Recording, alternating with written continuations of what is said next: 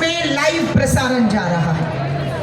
पूरी महाराष्ट्र की मेरी बहुत सी बहनें नागपुर आपकी तरह आना चाहती थी, पर किसी कारणों से आ नहीं पाई। वो हमें बता रही है लाइव पर वो हमें देख रही है, हमें सुन रही है और हम उनकी उम्मीद बने हुए हैं। हमारी बहुत सी बहनें जो मुझे सुन रही है महाराष्ट्र और देश के कोने पर, जब वो तस्वीर ये देखती है तो वो जो अपने आप को कल तक अकेला पा रही थी, उसे आज महसूस हो रहा है कि वो अकेली नहीं है, वो अकेली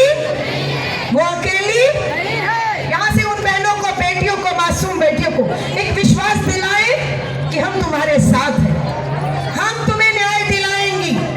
उसके लिए कोई भी त्याग, बलिदान, कुर्बानी, गिरफ्तारी, जेल भी जाना हो, हम जाएंगी, क्योंकि हमने कह दिया है इस देश की रक्षा कौन करेगा, संविधान की रक्षा कौन करेगा, बेटियों की रक्षा कौन करेगा। तो जब आप कहती हैं हम करेंगे तो वो सुन रही है, उनकी उम्मीद जो मर रही है वो जिंदा हो जाती है कि पहुंच गई नागपुर में मेरी बहनें और वहां से मुझे हिम्मत दे रही।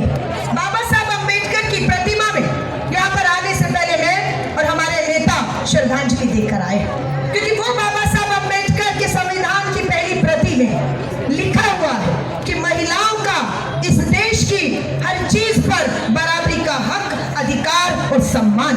लेकिन आज हमारा हक, अधिकार, सम्मान को ठेस पहुंच रही है। बाबा साहब का, अम्बेडकर का संविधान खतरे में आया तो हम खतरे में आ जाएंगे, क्योंकि हमें ये हक और अधिकार बाबा साहब अम्बेडकर ने दिए हैं। हमारी मांग है कि 33% महिला आरक्षण कानून पास हो चुका है, उसे लागू किया जाए ताकि बहनों को राजनीतिक सशक्तिकरण संविधान में मिली भागीदारी को हम सुनिश्चित कर सकें। आज राजीव गांधी जी हमारे बीच में नहीं, उनका 80वां जन्मदिन हमने अभी 20 अगस्त को मनाया। राजीव जी की सोच थी कि सादी आबादी को हमें वोट का अधिकार दिया है, हमें चुनाव लड़ने का अधिकार देना चाहिए। आज देश भर में 14 लाख मेरी बहनें पंच, सरपंच है, जनप्रतिनिधि है, पार्षद है और मेयर है। ये 14 लाख बहनों को उनकी भागीदारी संविधान के तहत देने का काम किसने किया? श्री राजीव गांधी जी ने किया। लेकिन उनका सपना अभी अधूरा है।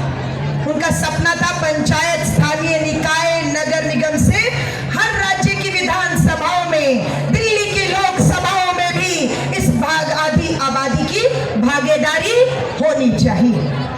कानून पास कर दिया लेकिन लागू नहीं हो रहा। हमारी पहली मांग है महिला आरक्षण कानून को लागू करो। महिला आरक्षण कानून, महिला आरक्षण कानून, इससे होगा क्या ये मैं बताती हूँ। अगर महाराष्ट्र का विधानसभा चुनाव अगले कुछ महीनों में होना है, अगर ये सीटें 280 से ऊपर की सीटों में अगर आरक्षण होता तो हमारी बहनें इस विधानसभा में महिला आरक्षित सीटों पर खड़ी होती, चुनाव लड़ती, जीतती, महाराष्ट्र विधानसभा में पहुंचती और उनके हाथ में कलम होती और जब वो फैसले लेते तो मेरी बेटियां, आधी आबादी सुरक्षित हो जाती, अपराधियों को फांसी होती, बेटियों के साथ न्याय होगा।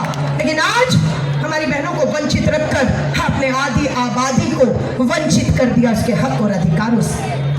तो पहली मांग है महिला आरक्षण को लागू कर। दूसरी मांग जो संविधान में है, महिलाओं का आर्थिक सशक्तिकरण।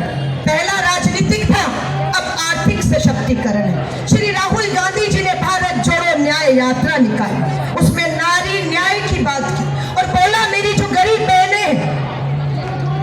बहनें हैं उनका आर्थिक सशक्तिकरण होना चाहिए। वो महंगाई और बेरोजगारी से निरंतर लड़ रही है, वो घरेलू हिंसा का शिकार हो रही है। महालक्ष्मी योजना होनी चाहिए जिसमें हर गरीब परिवार की बहन के, हर गरीब परिवार की एक बहन के खाते में सीधा 1 लाख रुपया सालाना डाला जाए ताकि मेरी बहनें महंगाई और बेरोजगारी से लड़ पाए, घरेलू हिंसा का शिकार ना हो।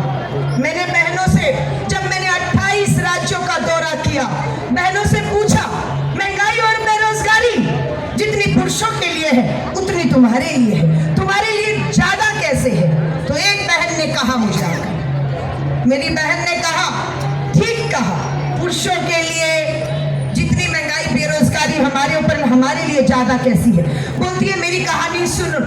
बोला मेरा आदमी है, काम नहीं है उसके पास, कमाई नहीं है आदमी के पास, कर्ज ले रहा, उधारी ले रहा, उधारी कर्ज चुकाया नहीं जा रहा, रोज उसको सुननी पड़ रही है।